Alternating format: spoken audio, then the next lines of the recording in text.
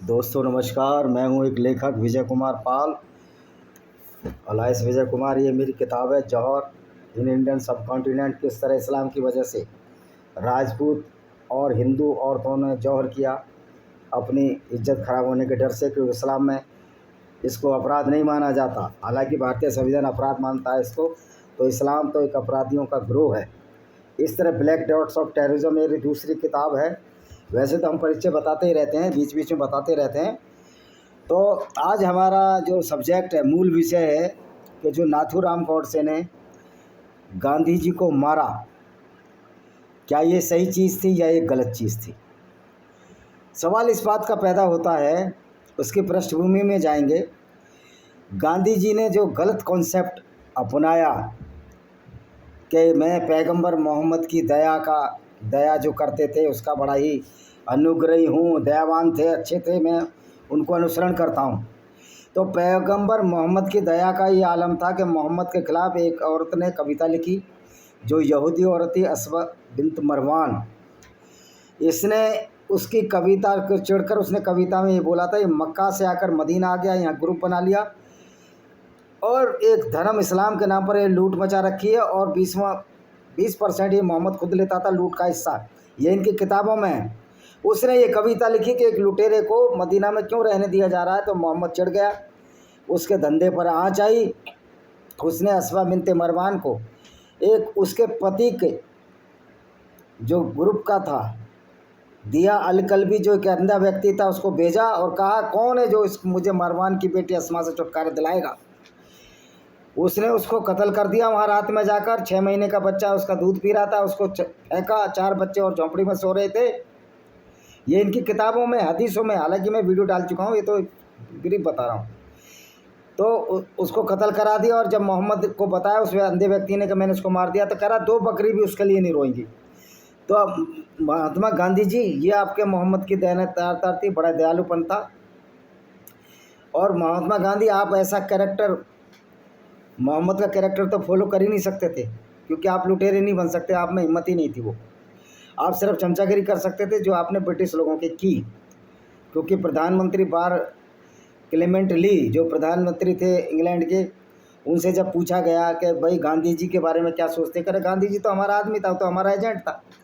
तो खैर, अब ये गॉडसे ने गांधी को क्यों मारा, इसकी परिणति में मैं 2 दंगे बताऊंगा। एक नोआखाली दंगा बताऊंगा, एक जो खैलीपैक की जो लड़ाई तुर्की में लड़ी जा रही थी, और वहाँ गांधी जी को यहाँ खुजली हो गई, बाबासीर हो गई मुँह की। कह रहे इस खिलाफत की लड़ाई में ब्रिटिशर्स का खिलाफ रखो, यानी कि ब्रिटिशर्स ऑटोमन साम्राज्य जो तुर्की का था उसको ख़त्म कर दिया था दूसरे विश्व के युद्ध में। और इसमें बड़े लिए हमारे लिए हर्ष का विषय है, गौरव का विषय है। उस ऑटोमन जो हैफा में लड़ाई लड़ी गई थी इजराइल में, उसको ख़त्म करने में हमारे जोधपुर की सेना का हाथ था। जोधपुर वालों ने ही ऑटोमन खलीफा का जो साम्राज्य था, जो मोहम्मद के ज़माने से चली आ रही थी, इस्लाम की गुंडागर्दी, उसको ख़त्म किया। इसीलिए ये हिंदुओं से चिढ़ते हैं, इस्लाम को मानने वाले। मेरा मुसलमानों से दौर नहीं है, जो इस्लामिक विचारधारा को मानता है, हाँ, उससे मेरा इख्तिलाफ है, उससे बिल्कुल, क्योंकि वो तो फिर इस्लाम को मानकर हमको कत्ल करेगा, वो इस्लाम कहता है। इसलिए यहूदियों से चिढ़ते हैं कि यहूदियों ने अपनी स्टेट बनाई, जो कि यहूदियों का इलाका था। तो गांधी के जो काले कारनामे थे, उसमें नोआखाली दंगे के बारे में बताएंगे, फिर खिलाफत की लड़ाई। देखिए, नोआखाली दंगे अर्ध संगठित नरसंहारों, बलात्कारों और हिंदुओं के अपहरण की एक श्रृंखला थी, जिसमें हिंदुओं की संपत्ति की लूटपाट, आगजनी भी शामिल थी, जिसे ब्रिटिश शासन से आज भारत की आज़ादी से 1 साल पहले अक्टूबर 1940 में ब्रिटिश बंगाल, वर्तमान बांग्लादेश में ज़्यादा हुआ था। क्या मुस्लिम ज़्यादा थे कि पूर्वी भाग के चटगांव डिवीज़न के नोआखाली जिलों में मुस्लिम भीड़ द्वारा अंजाम दिया गया था। इसमें नोआखाली ज़िले के रामगंज, बेगमगंज, रायपुर, इसमें मैंने किताब भी लिखी है, अलग से भी किताब लिख दूंगा। मैं सोच रहा हूँ नोआखाली वायलेंस पे एक अलग से किताब लिखूंगा। इसके बाद मेरा यही सब्जेक्ट रहेगा, गांधी को एक्सपोज हमें करके रहना पड़ेगा। कोई महात्मा कहने से महात्मा नहीं बन जाता। रायपुर लक्ष्मी, अच्छा एक बात बताइए, सबको शाकाहार की ट्रेनिंग दे रहा है और बकरी का मांस खा लिया इसने। कौन कौन से ये वो प्रैक्टिकल करता था। ये तो कॉमन सेंस की बात है कि आप मांसाहार नहीं कर रहे हो तो शाकाहार की ट्रेनिंग दे रहे हो तो मांस क्यों खाया आपने? ब्रह्मचर्य का पालन करने के लिए क्या जरूरत है कि नंगी लड़कियों के साथ सोया जाए आपको? ये तो आपके यानी कि नौटंकीबाज बहुत बड़ा नौटंकी बात था, इसलिए इस्लाम की समझ थी नहीं, इसको समय नहीं था कुरान पढ़ने का। हालांकि क्या था, मैंने कुरान को पढ़ा। अगर कुरान को पढ़ा तो भाई कौन सी कुरान को पढ़ लिया इसने?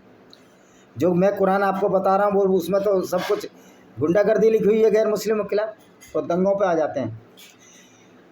अच्छा जी, संदीप, ये जगह के संदीप एक छोटा सा टापू है बांग्लादेश का, वहाँ हिंदू ज़्यादा थे। पुलिस स्टेशनों के अंतर्गत आने वाले क्षेत्रों तेपेरा जिले के हाजीगंज, फरीदगंज, चांदपुर, लक्षम, चौड़ाधाम पुलिस स्टेशनों के अंतर्गत आने वाले क्षेत्रों को प्रभावित किया।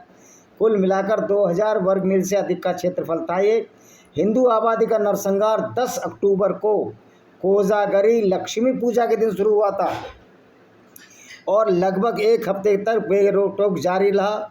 लगभग 50,000 हिंदू मुस्लिम कट्टरपंथियों के अधीन प्रभावित इलाकों में फंस गए, जहां प्रशासन की कोई सुनवाई नहीं थी। वैसे तो हिंदुओं की भी गलती है यार, गांव में तुम डंडा रखते हो, डंडे में एक फरसा लगवा लो, कम से कम गोलियों से 2-4 मारे जाओगे तो तुम भी तो मार दोगे इस इस्लामिक भीड़ को। तो इस्लाम की गुंडागर्दी इसलिए बढ़ी कि हमको जवाब नहीं दे पाए ढंग से, और हम तो आपस में ही लड़ते हैं ऊंच नीच और जाति के नाम पर। जो अपने को हिंदू समाज का पुरोधारा कहते हैं, जो आरएसएस की शाखाओं में जाते हैं, ये वैश्य वर्ग, जब लड़ने की बारी होती तो वाल्मीकि और खटी के लोग लड़ते हैं। भाई तुम क्यों नहीं जानते? आप तुम्हारी औकात ही नहीं है, तुम हिंदुओं का ही शोषण करके आगे बढ़े हो।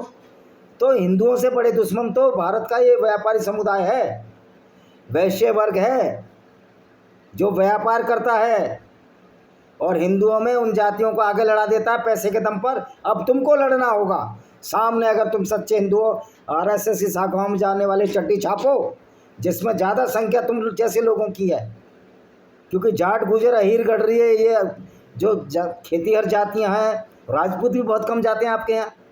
तुम सब ये 2 ग्रुप लोग जाते हो, तो चट्टी छापो। अब अपना हिंदू अपनी लड़ाई खुद लड़ेगा, हमें चट्टी छापों की जरूरत नहीं है। हिंदू आबादी का महात्मा गांधी ने शांति और सांप्रदायिक सद्भाव के मिशन में 4 महीने तक नोआखाली में डेरा डाला। भाई शांति को कैसे होता, ये तो खुद ही महात्मा गांधी ने कहा कि मुसलमान बहादुर हैं, अगर उन हिंदुओं को कत्ल कर दिया तो अब बदला मत लो। कलकत्ते में आके ये बोला। मैं महात्मा गांधी के पुरखों तुषार गांधी से पूछना चाहता हूँ, जो उसका पुत्र है, पड़पोता है, अगर वो मुसलमान कैसे बहादुर हो गए जिन्होंने तलवार के डर से सलवार पहन ली, जो पहले हिंदू थे? यानी कि कन्वर्टेड मुसलमान कैसे बहादुर हो जाएगा? ये जरूर है कि इस्लाम को पढ़ने से उसमें गुंडा प्रवृत्ति पनप जाएगी, उसमें पैगंबर की वो सुन्नत जो कि पूरी गुंडागर्दी थी वो पनप जाएगी। तो महात्मा गांधी ने तो कुछ नहीं किया। ये जब ये सब कुछ हो गया था उस समय नहीं गया, ये 7 दिन बाद गया। ये भी बहुत बड़ा नेता ही था एक तरह से देखा जाता। 1937, अब ये चुनाव की मैं उसमें नहीं जाऊंगा, मैं जाऊंगा कि हुआ क्या था। कलकत्ता के महान दंगों के बाद नोआखाली में मुसलमानों और हिंदुओं के बीच सांप्रदायिक तनाव शुरू हो गया। हालांकि शुरुआत में स्थिति शांत थी। 29 अगस्त को ईद उल फितर, जिसको कि मीठी ईद कहते हैं, तनाव हिंसा में बदल गया। अफवाह फैल गई कि हिंदुओं ने हथियार जमा कर लिए हैं। फैनी नदी में मछली पकड़ते समय हिंदू मछुआरों के एक घातक समूह पर घातक हथियारों से हमला किया गया। एक की मौत हो गई, 2 गंभीर रूप से घायल हो गए। 4 उरियाओं के 9 हिंदू मछुआरों के एक अन्य समूह पर गंभीर हमला किया गया। 7 को अस्पताल में भर्ती कराया गया। रामगंज पुलिस स्टेशन के अंतर्गत बाबूपुर गांव के कांग्रेसी की बेटी देवी प्रसन्ना गुआ की हत्या कर दी गई। ये कांग्रेसी बड़े बड़े हिंदू मुस्लिम भाईचारे की बात करते हैं। मैं कहता हूँ अगर बीजेपी वाले भी हिंदू मुस्लिम भाईचारे की बात करते तो मूर्ख हैं, क्योंकि इस्लाम कहता है हमें भाईचारा करना ही नहीं है। इस्लाम में आयत है, कुरान में सैकड़ों आयतें ऐसी। कचनूर परिवार में 6-7 हिंदू परिवारों की संपत्ति लूट ली गई। करपारा में घातक हथियारों से लैस एक मुस्लिम गिरोह जादव मजुमदार के घर में घुस गए और 1500 रुपये की संपत्ति लूट ली। उस समय नकुल मजुमदार पर हमला किया गया। तातारीखल के प्रसन्न मोहन चक्रवर्ती, मिर्लीपुर के नवीन चंद्रनाथ और लतीपुर के राधा चरणनाथ के घरों में लूटपाट की गई। 1937 में नहीं जाते। अन्य घटनाएं गवर्नर बरोज के अनुसार गड़बड़ी भड़काने का तत्कालीन कारण रामगंज पुलिस स्टेशन के एक बाजार की लूटपाट थी। जिसके बाद एक जनसभा आयोजित की गई और गुलाम सरवर हुसैनी ने एक भड़काऊ भाषण दिया। इसमें सुरेंद्रनाथ बोस और नोया खाली बार के पूर्व अध्यक्ष एक प्रमुख हिंदू नेता राजेंद्र लाल राय चौधरी के वैश्विक स्तर पर हमले शामिल थे। दंगे 6 अक्टूबर को 1947 को कोजागरी लक्ष्मी पूजा के दिन शुरू हुए, जब बंगाली हिंदू पूजा गतिविधियों में व्यस्त थे। गुलाम सरवर ने मुस्लिम जनता को शाहपुर बाजार की ओर कूच करने का निर्देश दिया। एक अन्य मुस्लिम लीग नेता कासिम भी अपनी निजी सेना, जिसे उस समय कासिमर फौज के नाम से जाना जाता था, कि शाहपुर बाजार पहुंचे। 11 अक्टूबर को गुलाम सरवर की निजी सेना, जिसे मेयार फौज के नाम से जाना जाता था, नोयाखाली बार एसोसिएशन और नोयाखाली हिंदू महासभा के अध्यक्ष राजेंद्र लाल राय चौधरी के निवास पर हमला किया। उस हमले के समय भारत सेवाश्रम संघ के स्वामी त्रिवेंकटानंद उनके घर पर अतिथि के रूप में रह रहे थे। राय चौधरी ने पूरे दिन अपनी राइफल के साथ अपनी छत से भीड़ को खदेड़ा। रात होने पर जब वो पीछे हट गए तो उन्होंने स्वामी और उसके परिवार के सदस्यों को सुरक्षा के लिए भेज दिया। अगले दिन भीड़ ने फिर हमला किया। राजेंद्र राय चौधरी का कटा हुआ सिर एक थाल में गुलाम सरवर हुसैनी को भेंट किया गया। सुचेता कृपलानी के अनुसार राजेंद्र लाल चौधरी ने शिवाजी और गुरु गोविंद सिंह के नक्शे कदम पर चलते हुए अपने विश्वास की और पारिवारिक सम्मान की रक्षा करते हुए शहीद हो गए।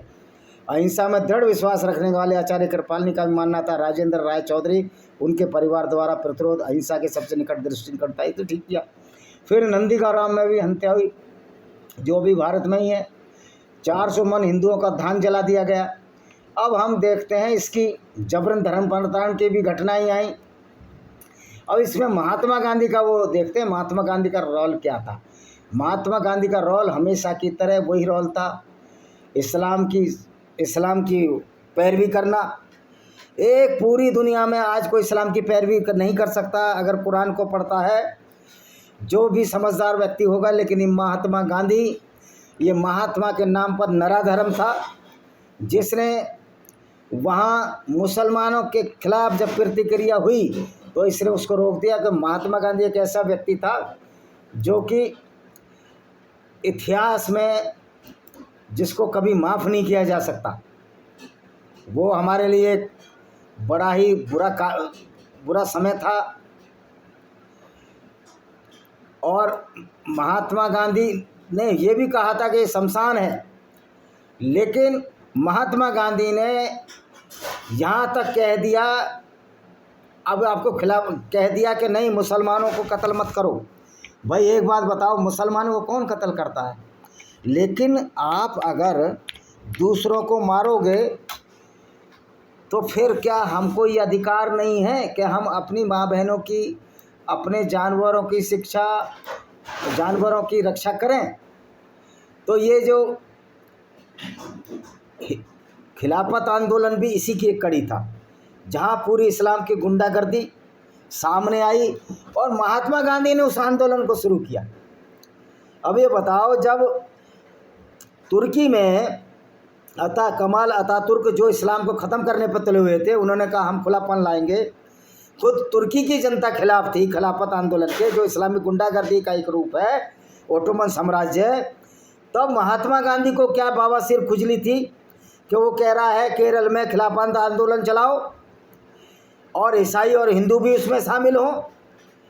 अब ईसाई हिंदू, जिनका टीपू सुल्तान ने जिनकी औरतों को बलात्कार करवाए, ईसाई औरतों के साथ बलात्कार कराए, जबरन धर्म परिवर्तन किया टीपू सुल्तान ने, उन मुसलमानों के साथ हिंदू ईसाई क्यों संयुक्त रूप से जाएं? यानी कि महात्मा गांधी लगता था पता नहीं कितने कुंटल गांजा पीकर वो ऐसे विचारधारा लाता था।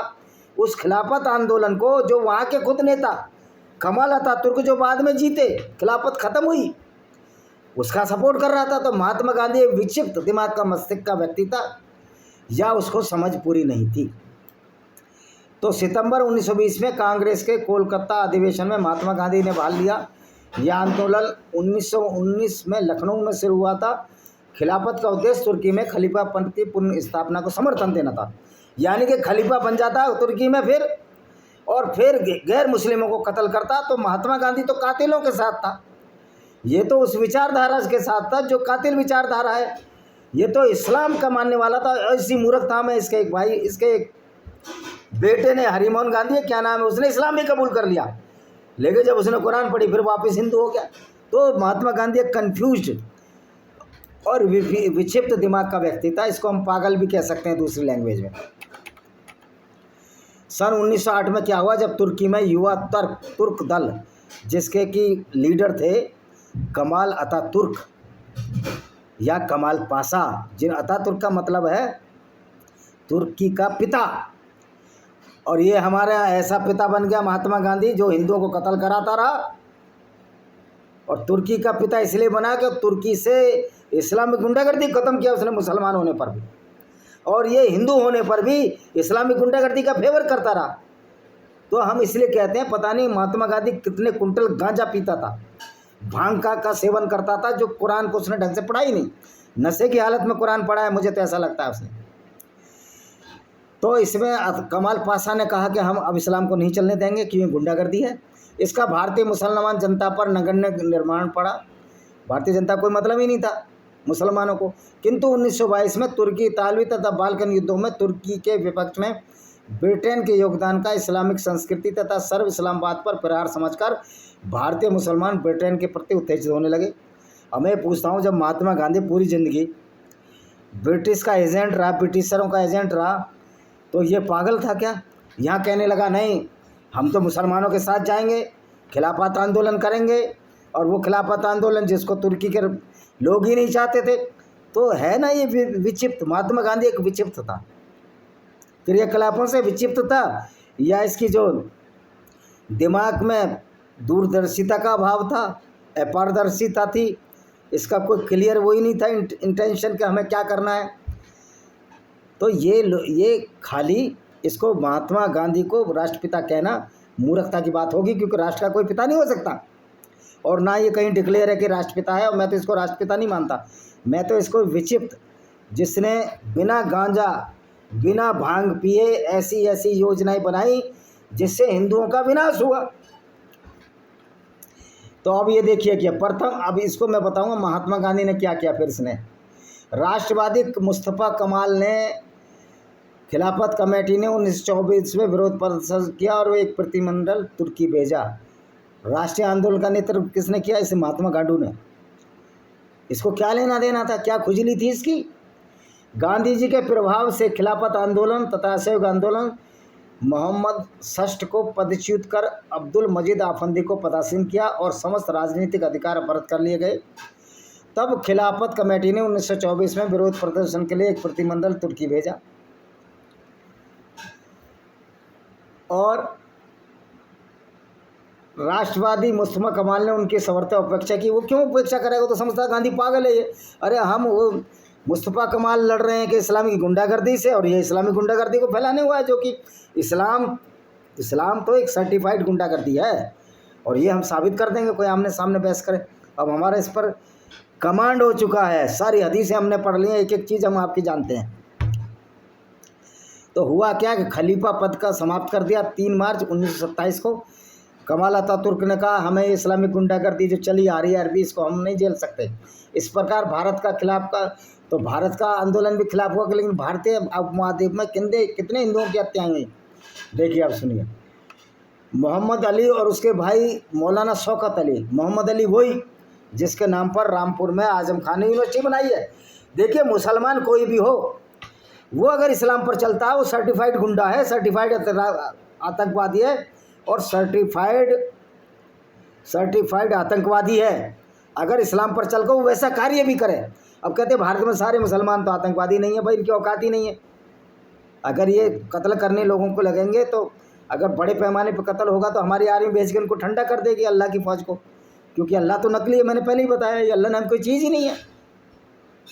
तो मौलाना शौकत अली अन्य मुस्लिम नेताओं जैसे पीर गुलाम मुजाहिद सरंदी, Sheikh Saud Ali Siddiqui, doctor Mukhtar Ansari, rice ul Mujahideen, barrister Mohammad Junejo, हजरत मोहानी, सैयद अताउल्ला साहब बुखारी और मौलाना अब्दुल कलाम आज़ाद जो कांग्रेस का बहुत बड़ा लीडर बना, और डॉक्टर हकीम असलम खान के साथ शामिल हुए। हकीम असलम कहाँ, जिसने रूह अफ़ज़ा का फॉर्मूला बनाया है सारे। देखिए अगर आप वो मुसलमान हैं तो अच्छा हो ही नहीं सकता। मैं उसुद्दीन ओवैसी से पूछना चाहता हूँ, अगर आप कहते हो कि नाथूराम गौडसे हत्यारा है, तो तुम्हारा पैगंबर क्या था? नाथूराम गौडसे ने तो हत्या नहीं की, उसने जो गांधी जी की गलत नीतियाँ थी चल रहा उसके खिलाफ अपना आक्रोश जाहिर किया, और उसने तो सरेंडर कर दिया, वो गया भी नहीं, भागा भी नहीं कहीं। उसने तो कहा मैं आरएसएस का सदस्य भी नहीं हूँ। तो पहले अपने नबी की करतूतें देखो। असुद्दीन ओवैसी, जब दूसरों की बात करो, जिसके घर शीशे के होते हैं दूसरे घरों पर पत्थर नहीं फेंका करते। और किसी मुसलमान को तो ये हक नहीं है जो नाथूराम गोडसे ने जो गांधी की हत्या की उस पर कोई विरोध व्यक्त करे, क्योंकि अगर उसको विरोध करना है तो अपने पैगंबर की जीवनी पढ़े, फिर पैगंबर का आलोचना करे, तब हम मानेंगे तुम सच्चे इंसान हो या अच्छे इंसान हो। वैसे भी मुसलमान कोई अच्छा इंसान तो होता ही नहीं। अगर वो कोई मुसलमान अच्छा इंसान है तो इस्लाम की दृष्टि में तो सच्चा मुसलमान ही नहीं हो, तो खारिज है, क्योंकि वो अच्छी बातें कर रहा है। इस्लाम में अच्छी बातें तो है ही नहीं। और मौलाना मदनी, मैं आपको भी चैलेंज करता हूँ, आ जाओ, सहारनपुर में रहते हो, आमने सामने डिबेट कर ले आओ जितने बकरी दाढ़ी वाले हैं, जो तुम्हारे पास हथियार है, आमने सामने डिबेट कर लें, हम भी आ जाते हैं सामने।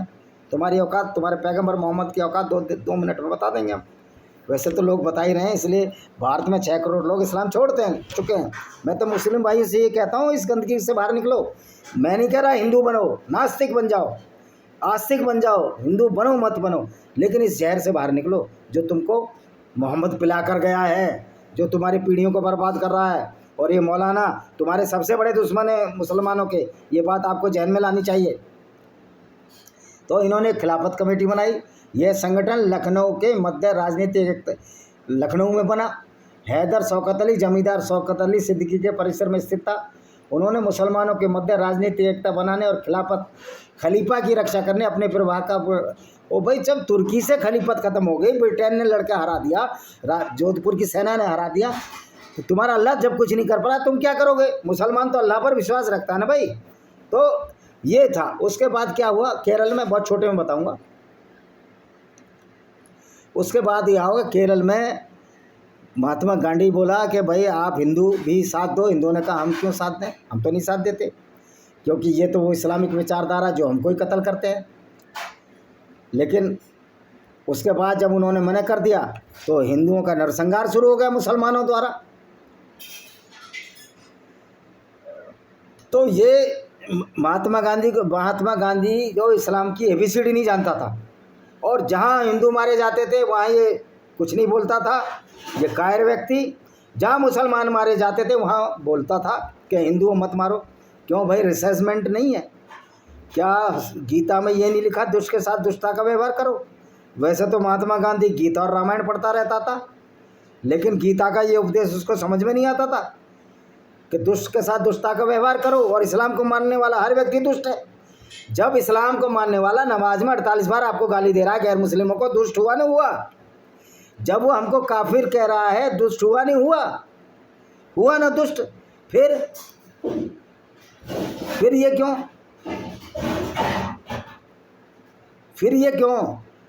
फिर आपको चिढ़ क्या है? दुष्ट हो तो दुष्ट की तरह बोलो। हम तो कहते तुम्हारे मोहम्मद अगर अच्छे आदमी होते तो अच्छा काम करते, लेकिन तुम्हारा मोहम्मद अच्छा काम ही नहीं करता था। उसको तो औरतें लूटने में मज़ा आता था, उसको तो गैर मुस्लिम औरतों को लूटने में मज़ा आता था, उनके साथ बलात्कार करने में मज़ा आता था। ये आपकी किताबों में लिखा है, मैं नहीं बता रहा हूँ भाई। तो मोपला नरसंहार कैसे हुआ? मालाबार के एरनद और उल्लद तालुका में खिलाफत आंदोलन के सहयोग में अंग्रेज़ों के खिलाफ आरंभ हुआ। इसमें अंग्रेज़ों के साथ साथ सैकड़ों निर्दोष हिंदुओं की निर्मम हत्या की गई। किस बात पर? क्यों? खिलाफत के लिए हम क्यों लड़े भाई? मुसलमान इस्लाम के लिए क्यों लड़े? जो इस्लाम हमें कत्ल करने के लिए कह रहा है उसके लिए हम क्यों लड़े? जो इस्लाम हमारी बहन बेटियों के साथ बलात्कार की इजाज़त देता है, उनको मालिक गनीमत समझता है, उसके लिए लड़ना मूर्खता होगी। मैं मानता हूँ हिंदुओं में जातिवाद भेदभाव ऊंच नीच ये ख़त्म करना होगा। नहीं, इस्लाम रूपी राक्षस से आप लड़ कैसे आओगे? मुसलमान भी बहुत अच्छे होते हैं, वो इसलिए अच्छे होते हैं इस्लाम पर ही नहीं चलते ना, उन्हें इस्लाम की समझ है। कि मौलाना तो ये बोलते हैं कि मोहम्मद बड़ा दयावान था। अब औरतों की हत्या करने वाला कैसा दयावान होगा, ये आप समझ सकते हो। अब देखिए, हिंदू महिलाओं के साथ बलात्कार किए गए, जो अब तक का सबसे बड़ा नरसंहार था, सिर्फ इसलिए कि मोपला खिलाफत आंदोलन में भाग लेने से मना कर दिया था। डॉक्टर भीमराव अम्बेडकर की पुस्तक पाकिस्तान में इसका स्पष्ट उल्लेख है कैसे मोपला मुसलमानों ने हिंदुओं की निर्मम हत्या की। और मैं दलितों से कहना चाहता हूं जो अम्बेडकर के नाम पर अपनी रोटियां सेक रहे हैं, ओ भाई, अम्बेडकर ने कहा था सारे मुसलमान वापस जाओ। क्यों? कुरान पढ़ी थी अम्बेडकर साहब, समझदार आदमी थे, गांधी की तरह मूर्ख नहीं थे, बेवकूफ़ नहीं थे, गांजा नहीं पीते थे। उन्होंने कहा कि इस्लाम इस तरह की आइडियोलॉजी है कि गैर मुस्लिम उसके साथ ही रह सकता, क्योंकि इस्लाम हमेशा ये कहता है कि अपने जो गैर मुस्लिम काफिर हैं उन पर रौब जमाओ, उनको कत्ल करो, उनको मुसलमान बनाओ या उनके देश से जहाँ रह रहे हैं बाहर कर दो। ये आपका चैप्टर 5 अल-माइदा की 5 चैप्टर की 33वीं आयत यही कहती है, उनको अंग भंग कर दो, विपरीत दिशाओं में हाथ पैर काट दो। ऐसी 174 बार आयतें हैं। तो अल-माइदा 5 का ये बता रहा हूँ ताकि कोई मौलाना मुसलमान देख रहा होगा कि ऐसा तो नहीं है, क्योंकि झूठ बोलना तो मोहम्मद को भी आता था, मोहम्मद ने कई बार झूठ बोले, मैंने वीडियो डाला हुआ है। तो 20 अगस्त 1921 को मालाबार में सैकड़ों हिंदुओं की हत्या हुई और सेना नायक कौन थे? अली मुसलियार, वरियान काजूनाथ, कुंज मोहम्मद हाजी, सिंधी कोया ठंगल, चंबरती ठंगल के मोहद्दीन कुट्टी हाजी, कोनार ठंगल, अब्दुल। और मज़े की बात है, अली मुसलियार के नाम पर एक नगर पालिका का नाम अली मुसलियार नगर पालिका है। ये है भारत का, और इसमें 50,000 लोग मारे गए। और इसका क्या था? इसके गांधी जी के क्या विचार थे कि नहीं, मुसलमान बहादुर होते हैं, उनके हाथों मरने में कोई दिक्कत नहीं, लेकिन हिंदुओं को मर लेना चाहिए। तो बाबा अम्बेडकर साहब ने जो बोला था कि जो हिंदुओं का जो जिनोसाइड हुआ, देखिए उसको मैं कल बताऊंगा, वीडियो हो जाएगा लंबा। इस खिलाफत आंदोलन के खिलाफ बाबा अम्बेडकर साहब ने क्या बोला वो मैं आपको कल बताऊंगा। इसी के साथ मैं ये कहना चाहता हूँ, तो फिर नाथूराम गोडसे ने महात्मा गांधी की ठीक हत्या की। अगर एक और नया महात्मा गांधी इस तरह का पैदा हो गया, जो सोकॉल्ड बुद्धिजीवी जो महात्मा गांधी की बड़ाई करते थकते नहीं, वो भी हिंदुओं के लिए इतने खतरनाक, इतने बड़े दुश्मन है, जिसमें खास तौर पर कांग्रेसी जो विचारधारा वो दुश्मन है। कांग्रेस में भी ऐसे बहुत लीडर हैं जो महात्मा गांधी को अच्छा नहीं मानते, तो आप समझ गए होंगे। तो महात्मा गांधी का वध हुआ था, उसकी हत्या नहीं हुई थी और देश हित में था। दूसरा, आज कोई भी यहूदी उस यहूदी औरत को बुरा भला नहीं कहेगा जिसने मोहम्मद को जहर दिया भेड़ के मांस में। जहर क्यों दिया? उसी के कबीले को लूटा इसने, मोहम्मद और उसके साथियों ने, और उसी से कह रहा खाना बना के खिला के लाओ। तो वो औरत खुंदक में थी जिसके पति हत्यारे कत्ल, इतने बच्चे मारे जा चुके हैं, उसने भेड़ का मांस दिया जहर में और ये मर गया। इसका अंतकाल हो गया 3 महीने के अंदर।